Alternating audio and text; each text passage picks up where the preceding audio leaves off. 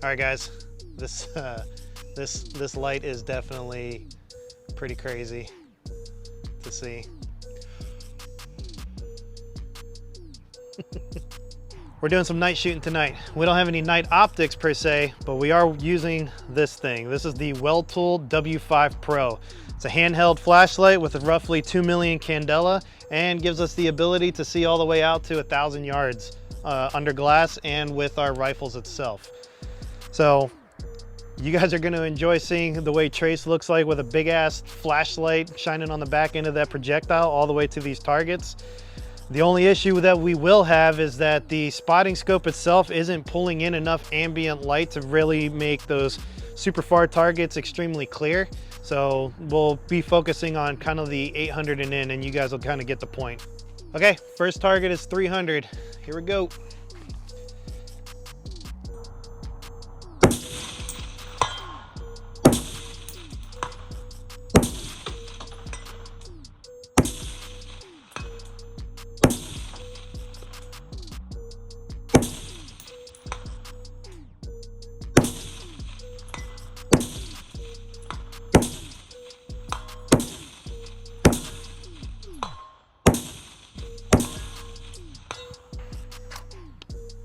Time to reload.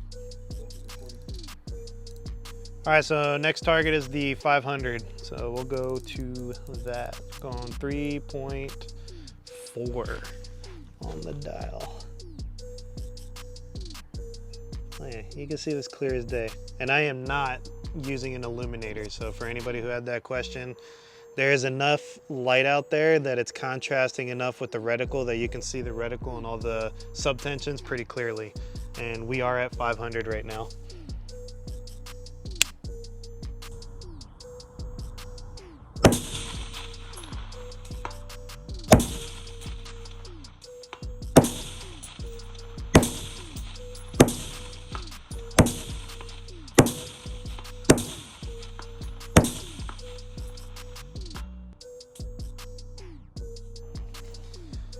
Okay, let's go to the 600. All right, we're on the 600 now. 4.2. And as far as the 600 goes, no illumination in the reticle, and I can see it clear as day. I'm sure somebody's gonna ask me what reticle I'm using in this. It's the H59 with the Leupold 3-18 Mark V. And I'll shut up and shoot now.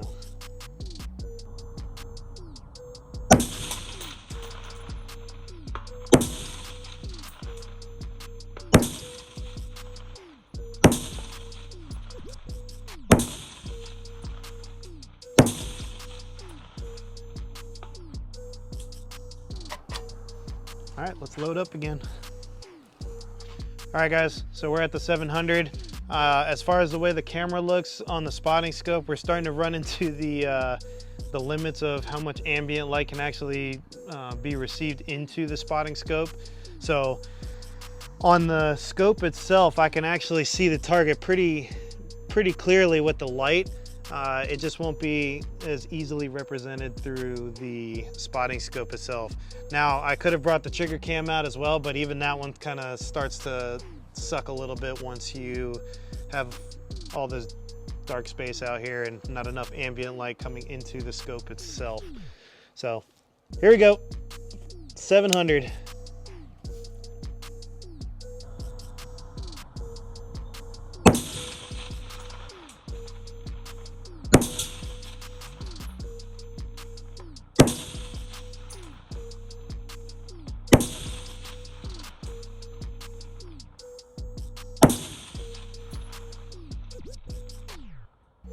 Now it is pretty crazy when you guys have a solid position, especially in these like barricade positions.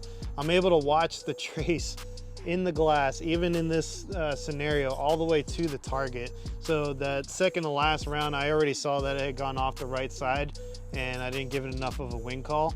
But that last round, easy to see it in there. What's interesting with the way this trace works is that because it's light to dark, when the vapor trail behind that bullet is traveling through the light, that distortion of the light itself, you get to see a lot of contrast, and that's more or less what you're seeing. So it looks like a dark shadow moving all the way to the target for trace. And we'll slow the video down so you guys can see that.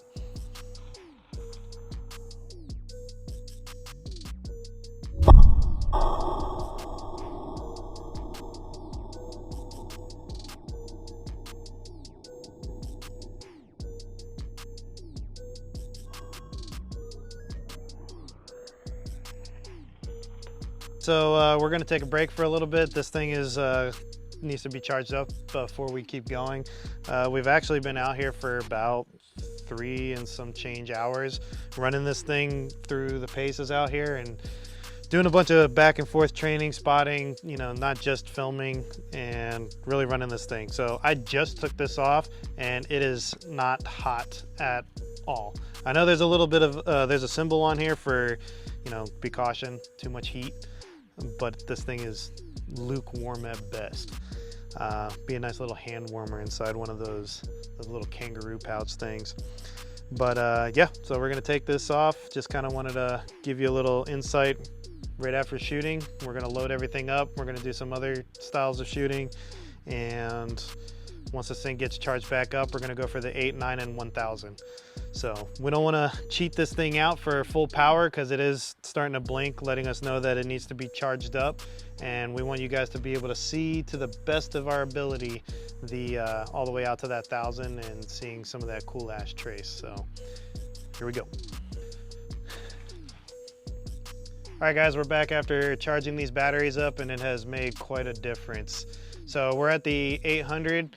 We do have a little bit of fog and rain kind of rolling into this area, so it might make things a little bit difficult.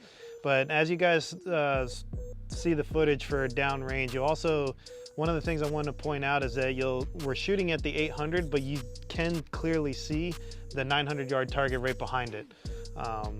Just another testament to the power of this light with 2 million candela. And here we go, 800. As far as what I see in the optic right now, there's plenty of light that I can get pretty good contrast with the reticle and the target area downrange.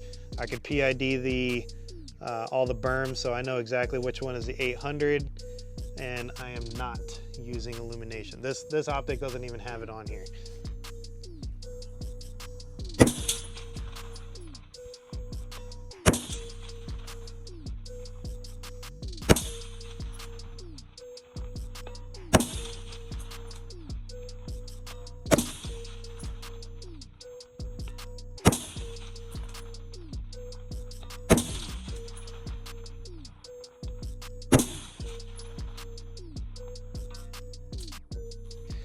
All right, so as far as being able to catch where the splash is on any of those misses or making corrections, I'm not able to see any of the dirt kick up. It might be from how, with a little bit of rain, that the dirt over there is just starting to get saturated. But what I'm really paying attention to is which way that plate is rotating. So if I see it rotating to the right, I know that the bullet hit to the right first, and I need to favor, obviously, to the opposite side. Ultimately, it's going to come down to how good is that first or second shot, or any of the shots for that matter, until you identify where that impact is at. I can see the trace to the target, but it is a little, it's distorted just a little bit, and it looks like it's on the right side of my reticle. And it's a little hard to follow it all the way in at this distance. Earlier, I was able to see it straight to the target, but now that we're starting to push these distances, it's a little harder to spot your own rounds. And this is where having somebody else behind you with binos, and we were doing this earlier, under binos we can spot pretty clear as day where those rounds were going with this light. So as a shooter spotter team, this works great. All right, we're gonna skip the 900 because you guys can see the 900 pretty easily in the footage here. We're just gonna jump to the 1000 because we're slowly starting to run out of ammo, and I want to make sure that we capture that for you guys. We are at the 1000. Visibility with you know, just the fog and the slight mist in the air right now is making it pretty difficult to see on the camera itself, and even when we're looking downrange, I can see the targets being high contrast because they're painted white. If this was, you know, like a hog or a deer or something, not that you're going to be using it against deer, just animals in general, things that blend in with the environment, it would be pretty hard to see. So here we go. We're gonna make an attempt. I'm not gonna waste that much ammo, so I'm just only gonna shoot 5 shots.